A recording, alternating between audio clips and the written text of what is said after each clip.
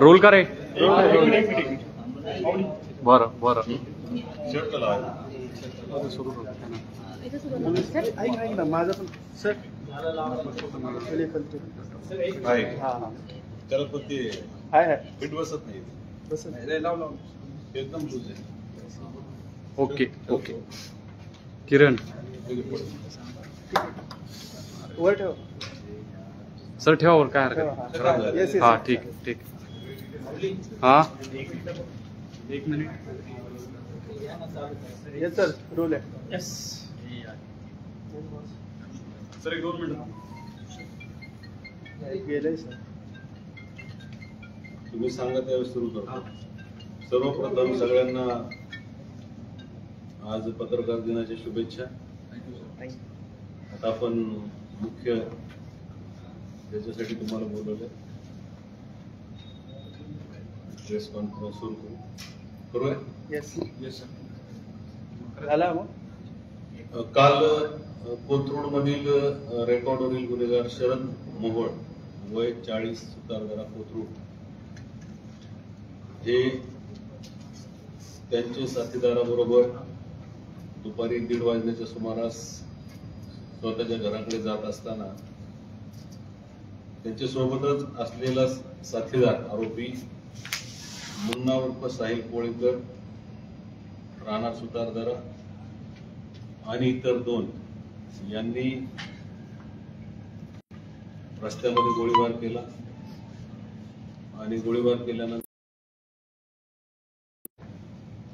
त्यानंतर पोलिसांनी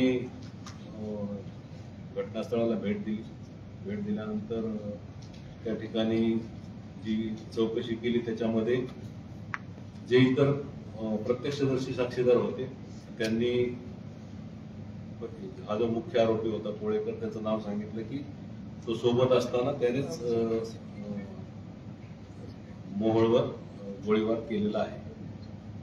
त्यामुळे गुन्हे शाखेने तपासासाठी पथकं तयार केली.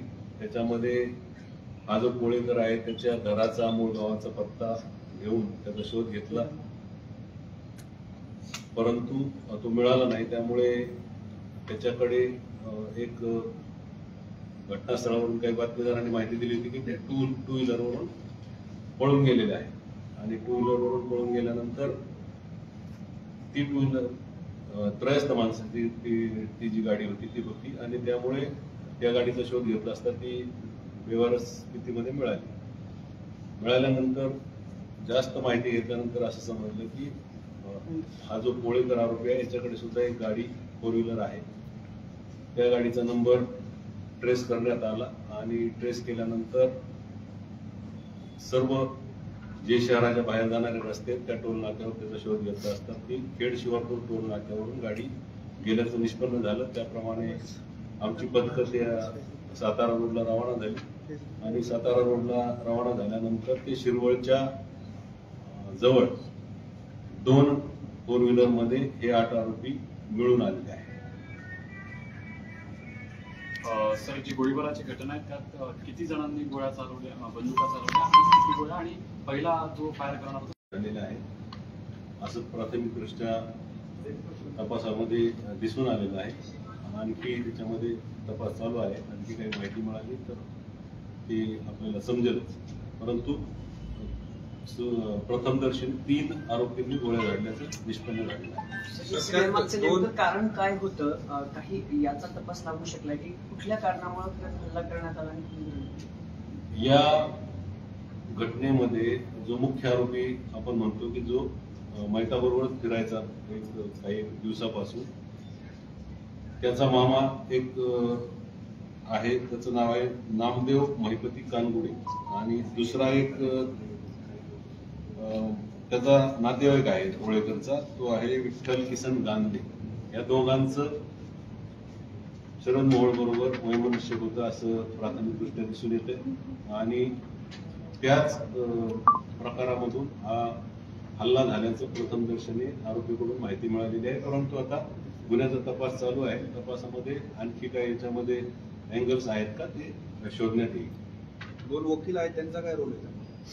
काल जेव्हा आमच्या टीमने आरोपीचा शोध घेत असताना तिथे ट्रॅप केला, त्या ठिकाणी या 2 गाड्यांमध्ये हे 8 लोक होते. त्याच्यामध्ये ते 2 वकील सुद्धा होते.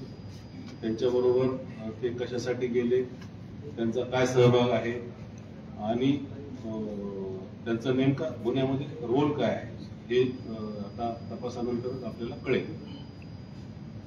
किती दिवसापासून त्यांनी हा गट रचला होता? आरोपी मुन्ना कोळेकर दुसरा असून यांच्यासोबत किती दिवसापासून राहत होता? आरोपी मुन्ना कोळेकर जो आहे तो त्याच परिसरात म्हणजे सुधारणारा परिसरातच राहतो. त्यामुळे याचं ऑफिस सुद्धा त्याच परिसरात होतं. त्यामुळे त्याचं जाणं येणं त्या ऑफिसमध्ये होतं म्हणजे बऱ्याच दिवसापासून, वर्ष 6 महिन्यापासून. परंतु गेल्या 20-25 दिवसापासून त्याचं रेग्युलर तिथे जाणं होतं. म्हणजे 25 दिवसापासून तो जास्त संपर्कात त्यांच्या आलेला होता त्या सगळ्या लोकांच्या. वेपन जुनी ओळख होती त्यांची आणि वेपन आले त्यांना गोळ्या 2 काही 3 लोकांनी तिघांकडे 3 पिस्टल. तिघांकडे 3 पिस्टल होते. आपण 3 पिस्टल आता जप्त केलेलं आहे. पण त्यांचा केले पिस्टल कधी केलेत आणि कधी ठरलेलं होतं यांचं हे मारायचे? आरोपींनी पिस्टल जो मुख्य आरोपी आहे मुन्ना कोळेकर त्याने ते प्रोक्युअर केलं तसं म्हणजे त्यांनी सांगितलेलं आहे. आता पुढची लिंक जी आहे ती तपासात निष्पन्न होईल. कधी आणले? म्हणजे महिन्यापूर्वी, 1.5 महिन्यापूर्वी? हे त्याने 3-4 महिन्यापूर्वी आणले सांगतो. आणि याच कामासाठी आणले? बरोबर आहे. जुना वाद काय होता किंवा काल ते एकत्र भेटले असं काही घडलंय? मी सांगितलं ना की ते हा जो मुख्य आरोपी आहे मुन्ना कोळेकर त्याचा जो मामा आहे नामदेव कानपुडे आणि दुसरा एक नातेवाईकच आहे मारुती विठ्ठल गांधी. त्यांच्यात म्हणजे काही मला वाटतं भांडण झाल्याचे पण रेकॉर्ड आहे पोलीस स्टेशनला. टोळी युद्धाचा हा प्रकार आहे. टोळी युद्धाचा प्रकार असं म्हणता येईल का? म्हणजे जो मामा आहे त्याची वेगळी टोळी आहे, मूळची तर टोळी होतीच होती. कानगुडे टोळी वेगळी होती का?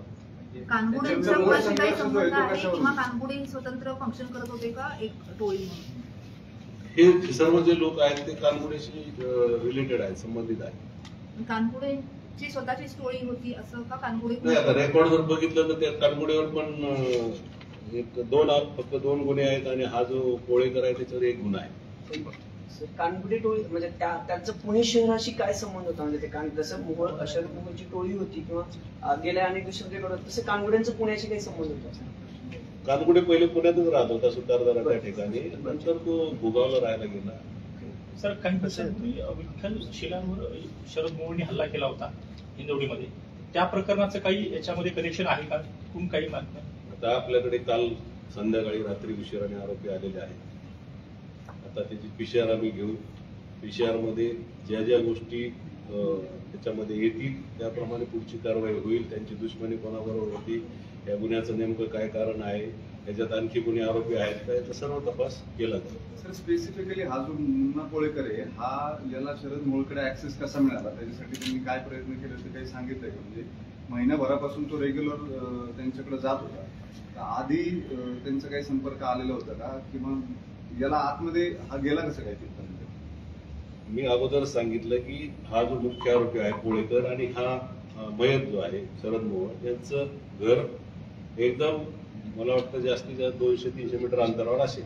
म्हणजे त्याच भागात तो त्याचा वावर होता, राहायला पण तिथेच होता. आणि या शरद मोहोळकडे जी पोरं जायची यायची त्यांच्या संपर्कात पहिल्यांदा आला आणि नंतर त्यांच्या मदतीने तो त्यांच्याकडे रेग्युलरली जायला लागला त्या ह्याच्यामध्ये. सर, आपण जो मुख्य आरोपी म्हणतोय त्यानं इंस्टाग्रामवर काही दिवसांपूर्वी एक व्हिडिओ टाकला होता ज्यात तो स्वतः असं म्हणतोय की मी लवकरच येरोडा जेलमध्ये जाऊन येणार, असं इंटिमेशन त्यांना अगोदरच दिल्याचा त्याचा स्वतःचा व्हिडिओ आहे सोशल मीडियावर. तपासामध्ये चौकशी करून द्यायची. सर, मोहिशी पॅटर्न झालाय.